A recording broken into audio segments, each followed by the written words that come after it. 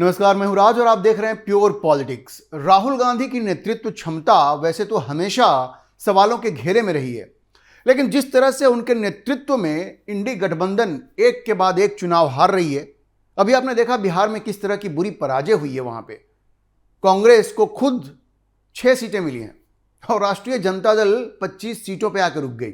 और कहाँ इनके दावे थे कि इस बार हम वहां सरकार बनाएंगे, इतना पुराना जो शासन चला आ रहा है नीतीश कुमार का उसको उखाड़ फेंकेंगे।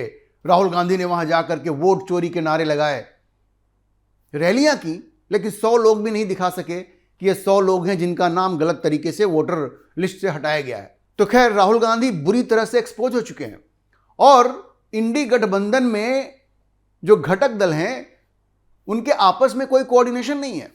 घटक दलों ने एक दूसरे के खिलाफ मोर्चा खोला हुआ है और उसे देखकर इंडी गठबंधन के अंदर जो पार्टियां हैं वो भी अब खुलकर राहुल गांधी को कोस रही हैं। राहुल गांधी अब पूरी तरह से बोझ बन चुके हैं कांग्रेस पार्टी के लिए भी और इंडी गठबंधन के घटक दलों के लिए भी। और देखिए, अब ये जो इंडी गठबंधन के जो नेता हैं, अलग अलग जो छत्रप हैं, वो अब खुलकर राहुल गांधी को गालियां दे रहे हैं। अब देखिए, इंडी गठबंधन के घटक दलों में एक नेता है, उनका नाम है उमर अब्दुल्ला जी, जम्मू कश्मीर के मुख्यमंत्री उमर अब्दुल्ला। अब उन्होंने राहुल गांधी की बखिया उधेड़नी शुरू कर दी है। पहले तो उन्होंने जो इंडी गठबंधन है उसमें राहुल गांधी की जो लीडरशिप है, एक तरह से उसी पे सवाल उठा दिया है। उन्होंने कहा कि भाई, इंडी गठबंधन तो कुछ कर ही नहीं रहा है। बिल्कुल जिस तरह से उसका आचरण होना चाहिए, जिस तरह से इलेक्शन लड़ना चाहिए, जिस तरह से आपस में कोऑर्डिनेशन होना चाहिए, एक दूसरे से बातचीत होनी चाहिए, एक दूसरे की बातचीत सुननी चाहिए, वैसा कुछ भी नहीं हो रहा इंडी गठबंधन में। और जाहिर है ब्लेम किसके ऊपर जाता है? राहुल गांधी के ऊपर जाता है। अच्छा, साथ में उन्होंने ये भी कहा कि ये जो ईवीएम का ड्रामा ये लोग कर रहे हैं राहुल गांधी, वो उसमें कोई सच्चाई नहीं है। उन्होंने कहा कि भाई, मैं नहीं मानता कि ईवीएम की वजह से एनडीए चुनाव जीत रही है और इंडी गठबंधन चुनाव हार रहा है। आप सोचिए, ये तो राहुल गांधी के गाल पे करारा तमाचा है। एक तरफ तो राहुल गांधी पूरे देश में ईवीएम का रोना रो रहे हैं, वोट चोरी का रोना रो रहे हैं। उमर अब्दुल्ला कहते हैं कि इन सबों में कोई सच्चाई नहीं है। तो देखिए किस तरह से जो विरोधाभास है इंडी गठबंधन के अंदर, वो अब खुल करके सामने आ रहा है। मैं अभी आपको विस्तार से बताऊंगा कि किस तरह से उमर अब्दुल्ला, ममता बनर्जी, अखिलेश यादव किस तरह से राहुल गांधी को धक्के मारकर इंडी गठबंधन से बाहर निकालने की जुगाड़ में लगे हुए हैं। अब देखिए, उमर अब्दुल्ला ने एक ऐसी बात कह दी जो कि अभी पूरे देश में चर्चा का विषय है। उन्होंने कह दिया कि जो इंडी गठबंधन है, ये जो अलायंस है, ये तो लाइफ सपोर्ट पे है, मतलब वेंटिलेटर पे है। वो कह रहे हैं कि ये अब मृत प्राय है, अब गया कि तब गया, इस स्थिति में। मतलब इंडी गठबंधन जो है वो अपने मौत की तरफ बढ़ रही है। अब लाइफ सपोर्ट पे होने का क्या मतलब होता है? जब एक बार कोई वेंटिलेटर पे चला जाता है तो लौटने के चांसेस कितने होते हैं? तो उसी तरह से उमर अब्दुल्ला ये कह रहे हैं कि भाई, ये जो इंडी गठबंधन है भाई, ये तो अब लाइफ सपोर्ट पे है और ये कभी भी मर सकता है। और उन्होंने एक बड़ी बात की, उन्होंने कहा कि भाई, इंडी गठबंधन है क्या? पहले तो ये डिसाइड होना चाहिए कि कोई पॉलिटिकल ब्लॉक है, मतलब कोई वाकई एक गठबंधन है, या सिर्फ राज्यों तक सीमित एक कोalition है, राज्यों तक सीमित एक अलायंस है। और बात भी सही है, अलग अलग राज्य में अलग अलग तरह के गठबंधन बन रहे हैं। आप देखिए, दिल्ली में अखिलेश यादव सपोर्ट करते हैं आम आदमी पार्टी को, बाकी पार्टियां, अब झारखंड मुक्ति मोर्चा है, उसको इन लोगों ने बिहार में मौका ही नहीं दिया। हर जगह अपनी अपनी डफली, अपना अपना राग है। कोई पार्टी खुद से अलग लड़ रही है, कोई पार्टी कह रही है कि हम इंडिया गठबंधन के पार्ट हैं, कोई कह रहा नहीं भाई, हमें इंडिया से कोई लेना ही देना नहीं है।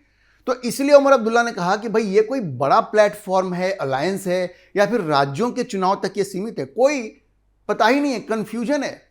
उमर अब्दुल्ला का ये कहना था कि भाई, कंप्लीट कंफ्यूजन है कि राहुल गांधी ये किस तरह से इंडी गठबंधन को चला रहे हैं, किसी को कुछ समझ में नहीं आ रहा है। उनका ये कहना है कि भाई, विपक्ष इसलिए नहीं हार रहा है कि ईवीएम में कोई गड़बड़ी है। उनका कहना है कि भाई, विपक्ष जो है वो एकजुट नहीं है और अगर उसको चुनाव जीतना है तो उसको भारतीय जनता पार्टी को एक साथ मिलकर के चैलेंज करना पड़ेगा। उसके उदाहरण स्वरूप उन्होंने कई ऐसे पुरानी जो कहानियां थी वो बताई। जैसे उन्होंने कहा कि जिस तरह से नीतीश कुमार को एक तरह से इंडी गठबंधन से बाहर भगा दिया गया और उसका परिणाम यह हुआ कि वापस एनडीए में चले गए और फिर देखिए वहां से पूरा खेल ही खत्म हो गया। आपको याद होगा 2024 के पहले ये नीतीश कुमार प्रयास कर रहे थे कि विपक्षी दलों का एक गठबंधन बन जाए। जो इंडी गठबंधन बाद में बना उसकी शुरुआत तो नीतीश कुमार ने की थी, लेकिन राहुल गांधी को यह बात पसंद नहीं आई क्योंकि नीतीश कुमार चाहते थे कि उनको प्रधानमंत्री पद का दावेदार बनाया जाए या कम से कम कन्वीनर तो बना दिया जाए। तो उसी को रेफर करते हुए उमर अब्दुल्ला कहते हैं कि भाई आपने तो ऐसा व्यवहार किया, निशाना बिल्कुल राहुल गांधी पे ही था कि आपने ऐसा व्यवहार किया, नीतीश कुमार को आपने मजबूर कर दिया कि वो एनडीए खेमे में चले जाएं और उसके बाद से आपका खेल ही खत्म हो गया। लेकिन देखिए उमर अब्दुल्ला यहां भी मुस्लिम कार्ड खेलने से नहीं चुके। उन्होंने कहा कि मुसलमान जो है उसको आप बिल्कुल टेकन फॉर ग्रांटेड मत लीजिए कि वो हमेशा आप ही को वोट करेगा। ये मुसलमानों में एक भावना आ रही है। आप देखिए पश्चिम बंगाल में क्या हो रहा है, वहाँ हुमायूं कबीर मुसलमानों के नए नेता बन के उभर रहे हैं। तो कह रहे हैं अब हम मुसलमानों का नेतृत्व करेंगे और हम ओवैसी के साथ मिल करके उन सारे सीट पे अपने कैंडिडेट खड़ा करेंगे जहाँ पे मुसलमान एक फैक्टर हैं, वो जिताने की क्षमता रखते हैं। तो उमर अब्दुल्ला ने भी बहुत ही सलीके से, सूक्ष्मता से मुस्लिम कार्ड खेला है। उन्होंने कहा कि मुसलमान आंख बंद करके आपको वोट नहीं देगा। अच्छा, उन्होंने तो ये जो पूर्ण राज्य का दर्जा उनको चाहिए उसका भी रोना रोया। उन्होंने कहा कि भाई ये जो भी लाल किले के पास ये जो विस्फोट हुआ, जो सुसाइड बॉम्बर था, उसके बारे में जो हमें कई तरह की जानकारियां मिली। उन्होंने ये भी कहा कि जैसे वहाँ पोस्टर लगे तो जो पोस्टर लगाता था उसकी एक गर्लफ्रेंड थी, उन दोनों का ब्रेकअप हो गया, तो लड़की है वो थाने पहुँच गई और थाने पहुँच करके उसने बताया कि भाई ये लड़का ये पोस्टर लगा रहा है। आपको याद होगा वो जो जैश ए मोहम्मद वाला जो पोस्टर जो था। तो पुलिस उस लड़के के पास पहुंची। लड़के ने कहा कि भाई हम ही अकेले इसमें नहीं है, तो मौलवी भी इसमें शामिल है। तो पुलिस मौलवी के पास पहुंची तो मौलवी ने कहा कि इसमें तो डॉक्टर भी शामिल है। मतलब ये पूरा जो नेटवर्क है। तो अब उमर अब्दुल्ला का ये कहना है कि ये हमें कोई सरकारी जानकारी नहीं मिल रही है, ये हमें अपने सूत्रों के हवाले से खबर मिल रही है। मतलब ये जो लाल किले में जो विस्फोट हुआ ना, उसको भी आधार बना करके ये जो उमर अब्दुल्ला है फिर से पूर्ण राज्य का दर्जा जो उनको चाहिए, कानून व्यवस्था पे जो उनकी पकड़ चाहिए, वो भी उसको एडवोकेट कर रहे हैं कि हमको वो भी चाहिए। लेकिन वक्त तो बिल्कुल नहीं आया। पहलगाम की घटना ने साबित किया है कि कश्मीर अभी पूर्ण राज्य के दर्जा के लिए तैयार नहीं है, क्योंकि पाकिस्तान से जो आतंकवादी आते हैं उनको लोकल सपोर्ट अभी मिल रहा है। तभी तो उन लोगों ने उस घटना को अंजाम दिया जहां हिंदुओं को चुन चुन के मारा गया।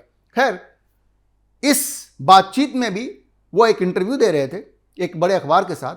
वहां भी वो मुस्लिम कार्ड खेलने से बाज नहीं आए और वहां भी वो अपने पूर्ण राज्य का दर्जा चाहिए इसको बार बार दोहराने से बाज नहीं है। हाँ, उन्होंने राहुल गांधी की क्लास जरूर लगाई। अच्छा, वापस ये जो राहुल गांधी की जो नाकामी है और उनमें जो नेतृत्व क्षमता की कमी है, उस पर बोलते हुए उमर अब्दुल्ला कहते हैं कि भाई बिहार के चुनाव में आपने क्या किया? बिहार के चुनाव में आपने झारखंड मुक्ति मोर्चा को आपने कोई सीट ही नहीं दी और आप देखिए उसका क्या परिणाम हो रहा है। अच्छा, ये आपको पता होगा कि जो झारखंड से खबरें आ रही हैं कि जिस तरह से झारखंड मुक्ति मोर्चा को बिहार में कोई सीट नहीं दी गई, उससे हेमंत सोरेन इतने नाराज हैं कि उनको लग रहा है कि यार ये इंडी गठबंधन तो एकदम बोझ ही है, साथ रहने का क्या फायदा है। और अब खबर ये आ रही है कि वो भारतीय जनता पार्टी के साथ सरकार बनाने के लिए बातचीत कर रहे हैं। ऐसी मीडिया में खबरें आ रही हैं और खबर ये भी है कि भाजपा के कुछ शीर्ष नेताओं से उनकी इस बारे में बातचीत हुई है। इतना ही नहीं, बात यह भी हो रही है कि सरकार बनती है तो भारतीय जनता पार्टी को शायद एक डेप्यूटी चीफ मिनिस्टर मिलेगा। 2 नाम चल रहे हैं उसमें, बाबूलाल मरांडी का और चंपई सोरेन का। ये सारी बातें मीडिया में आ चुकी हैं। तो उसी की तरफ इशारा करते हुए उमर अब्दुल्ला ने कहा कि भाई ऐसे कोalition चलता है क्या, ऐसे अलायंस चलता है? ये इंडी गठबंधन जो है इसमें जेएमएम चाह रहा था कि भाई हमको कुछ सीटें दे दो, वो भी आपने नहीं दी, तो आप कैसे चलाएंगे इस गठबंधन को? ये राहुल गांधी की नेतृत्व क्षमता पे फिर उन्होंने प्रहार किया और कहा कि भाई ऐसे तो नहीं चलेगा। आप सोचिए कि जिस तरह की बेइज्जती उमर अब्दुल्ला ने की है राहुल गांधी की, बिना नाम लिए हुए उन्होंने कहा कि भाई ऐसे तो नहीं चलेगा ना। अब इंडी गठबंधन का शीर्ष नेता कौन है? राहुल गांधी तो हैं, तो इस सारा दोष तो राहुल गांधी के ऊपर ही जाएगा। अच्छा, वो नीतीश कुमार वाली बात दोहराते हुए उन्होंने कहा, वो उस मंजर को उन्होंने बताया कि मैं उस मीटिंग में शामिल था जहां पे ये डिस्कस किया जा रहा था कि नीतीश कुमार को इंडी गठबंधन का कन्वीनर बनाया जाए, लेकिन एक नेता ने उसको वीटो कर दिया। वो कौन नेता था? वो राहुल गांधी तो थे, और कौन थे? कुछ लोग कहते हैं कि राहुल गांधी ने ममता बनर्जी को ढाल बना करके ये कहा कि नहीं भाई नीतीश कुमार कन्वीनर नहीं हो सकते।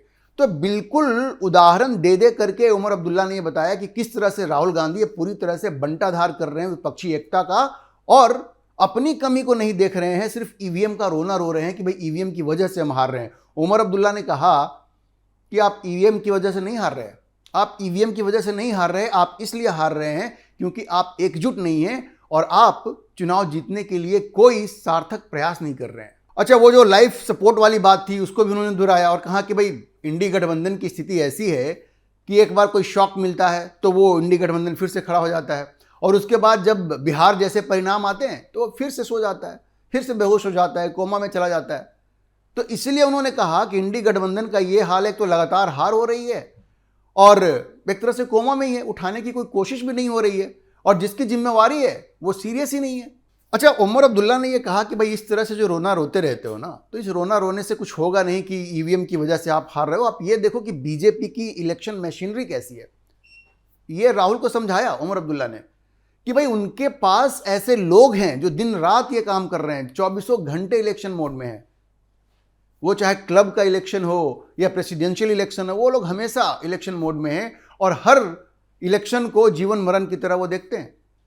और जहां अब दूसरी तरफ इंडी गठबंधन को आप देख लीजिए, उनके पास ऐसा कोई कमिटमेंट ही नहीं है। भाई उनका जो नेता है राहुल गांधी, ये तो विदेश चले जाते हैं, छुट्टियां मनाना है, सैर सपाटा करना है, किससे जाके मिलना है किसी को नहीं मालूम है, और ये बीमारी अब बढ़ती ही जा रही है।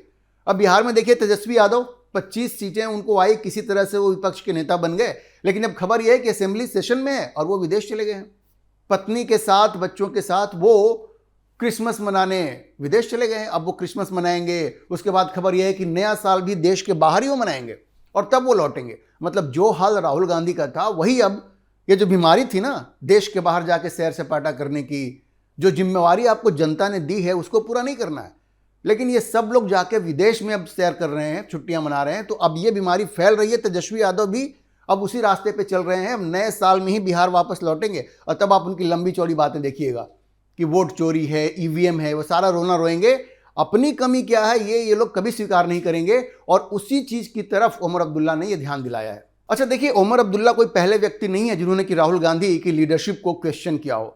आपको याद होगा ममता बनर्जी बार बार ये बात कहती रही हैं कि भाई राहुल गांधी में वो बात नहीं है, और टीएमसी के लोग तो ये खुल के कहते हैं कि राहुल गांधी को अब ये इंडी गठबंधन की लीडरशिप छोड़ करके ममता बनर्जी के हवाले कर देना चाहिए, क्योंकि उनमें वो बात ही नहीं है। ममता बनर्जी कई बार ये कह चुकी हैं। और उत्तर प्रदेश के जो पूर्व मुख्यमंत्री अखिलेश यादव, वो भी खुश नहीं है।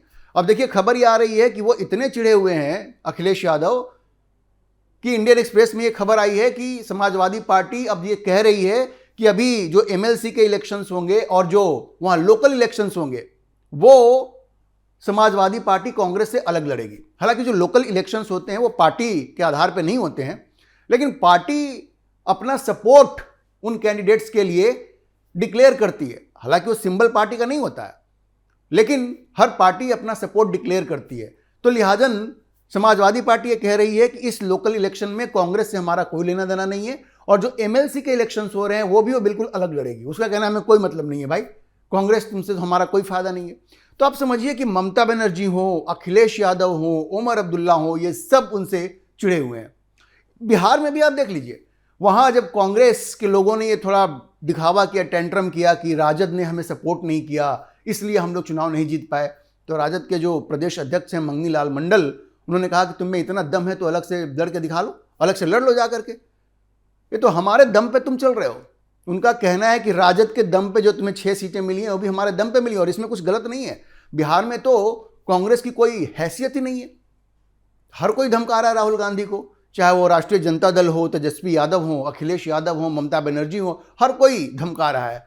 और राहुल गांधी को वैसे कोई फर्क भी नहीं पड़ता, वो तो विदेश दौरे में व्यस्त रहते हैं, पार्ट टाइम वो कभी आएंगे, कुछ भी कह देंगे, आरोप लगा देंगे, कभी कह देंगे चौकीदार चोर है, कभी कह देंगे वोट चोरी हो रहा है, कभी कह देंगे ईवीएम खराब है, और पूरे हिंदू समाज को जाति के आधार पर तोड़ना, मुसलमानों का तुष्टीकरण करना, उनको लगता है यही सबसे वो चुनाव जीत जाएंगे। लेकिन वो ये नहीं समझ पा रहे हैं कि उनकी गलत नीतियों की वजह से कांग्रेस की लगातार हार हो रही है, एक के बाद एक चुनाव कांग्रेस हारती जा रही है।